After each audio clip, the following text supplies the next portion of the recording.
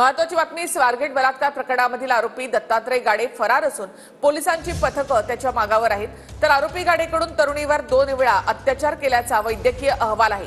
पुणे पोलिसांनी गाडेशी संबंधित 10 जणांची चौकशी केली।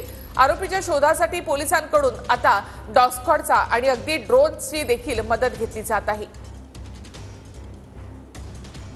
स्वारगेट बस डेपोत तरुणीवर अत्याचार करणारा आरोपी दत्तात्रय गाडे 2 दिवसांनंतरही फरार आहे। आरोपी गाडेनं पीडित तरुणीवर 2 वेळा अत्याचार केल्याचं समोर आलंय। आरोपी गाडे हा मूळचा शिरूर तालुक्यातील गुणाट या गावचा रहिवासी आहे। स्वारगेट बस स्थानकात अत्याचार केल्यानंतर आरोपी थेट स्वतःच्या घरी गेला होता। शर्ट बदलून तो घराच्या बाहेर पडला। आसपासच्या नागरिकांनी दत्तात्रय गाडेला पाहिल्याची माहिती दिली आहे। त्या दिवशी दत्तात्रय गाडे हा मात्र या ठिकाणी सकाळी आल्याची माहिती सध्या स्थानिकांकडून मिळत आहे। सकाळी 11 वाजता तो या ठिकाणी आला होता। 5 वाजेपर्यंत या ठिकाणी खरं तो वास्तव्य करत होता। मात्र 5 वाजल्यानंतर खरं तर हा गुन्हा दाखल झाल्यानंतर जो दत्तात्रय गाडे आहे तो मात्र फरार झाल्याची माहिती सध्या या ठिकाणी आपल्याला पाहायला मिळते।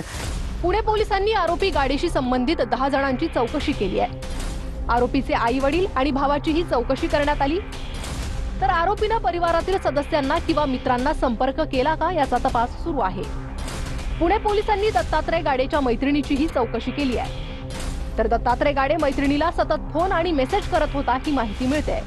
दुसऱ्या एका तरुणीशी पॅचअप करून दे अशी मागणी गाडेनं केल्याची माहिती तरुणीनं दिली आहे। आरोपी दत्तात्रय गाडे हा उसाच्या शेतात लपून बसल्याचा पोलिसांना संशय आहे। पोलिसांनी आरोपीच्या शोधासाठी ड्रोनची देखील मदत घेतली आहे।